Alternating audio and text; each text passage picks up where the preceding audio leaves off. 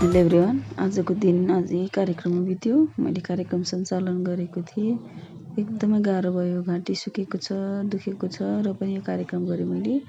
र जिमस्टोनले पनि एउटा मायाको चिनो पाएको छ, भाइले बोक्दैछ। धेरै धेरै बधाई छ यहाँहरूलाई।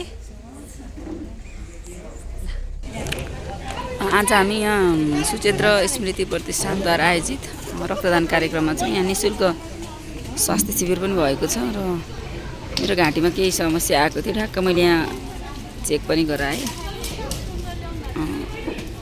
र उहाँले मलाई औषधि पनि दिनुभएको छ। अब औषधि म लिनेवाला छु।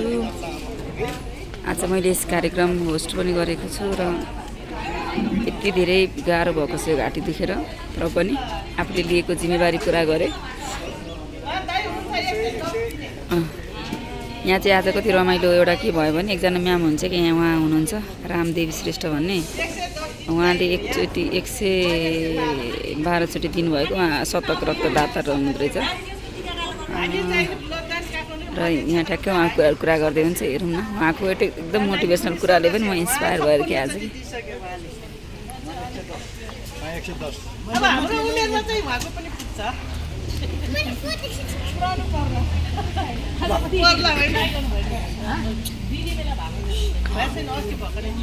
यो कहिले पनि ब्लड डोनेट नगर्नेहरूलाई केही सजेसन दिनु त हजुरले? मैले भिडियो लिइरहेको छु कि अहिलेसम्म रगतै डोनेसन नगर्नेहरूलाई हैन, ब्लड डोनेसन गर्नलाई के भन्नुहुन्छ? अब कहिले पनि ब्लड डोनेसन नगर्नेहरूलाई हामीले एउटा यो जनचेतना जस्तै फैलाएर हामीले चाहिँ ल है, हामीले चाहिँ नि अब यो 18 वर्ष भएको बच्चाहरूलाई पनि ब्लड दान गर्नु लगाउने, छोराछोरी नातिहरू अब कसैको होला नि हैन, दिनु लगाउने। अनि आफूले पनि सकभर ब्लड दान गर्ने, जति ब्लड दियो हैन त्यति आफ्नो स्वास्थ्यलाई राम्रो हुन्छ। किनभनेदेखि हाम्रो यो ब्लड दियो भने यो मुखमा पोटो सोटो कोठी सोची के आउँछ नि त्यो सबै हाम्रो जान्छ। किन अब त्यो रगत हामीले त्यो दिइसकेको हुन्छ, नयाँ नयाँ पलाउँछ। जति त्यो नयाँ रगत पलायो अनि त्यो उमेर गएकै त्यो थाहा हुँदैन कि झन् राम्रो भएर आउँछ त्यो ब्लड चाहिँ। अहिले हजुर कति एजको हुनुभयो अरे? म अब 19 सालको, अब म 63 वर्ष लाग्यो। अब अहिले डक्टर साहबहरूले उहाँ नियम बनाउनु भएछ 65 वर्षसम्म दिनु मिल्ने भएर अब मैले 2 वर्ष मजाले दिनु मिल्छ। हस्, धन्यवाद। मुख्य कुरा के भने बहिनी, यो ब्लड दिने समयमा अब मान्छेलाई जुनसुकै बेला पनि ब्लड चाहिन सक्छ। भन्न सक्दैन भने अब हिँडबाट जाँदाखेरि नि बिरामी हुनसक्छ, चाहिन्छ।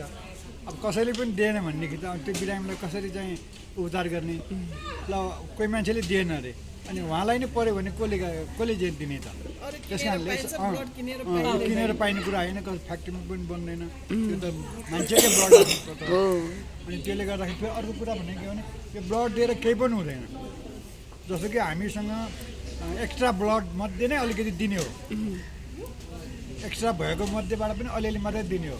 त्यो पनि हाम्रो प्रेसर नापेर सबै चेक गरेर हुन्छ कि हुँदैन गरिबेको मात्रै छिक्ने हो। त्यो मान्छेले अलिकति बुझ्यो भने ब्लड दिन्छन्, नबुझाए भएर हो।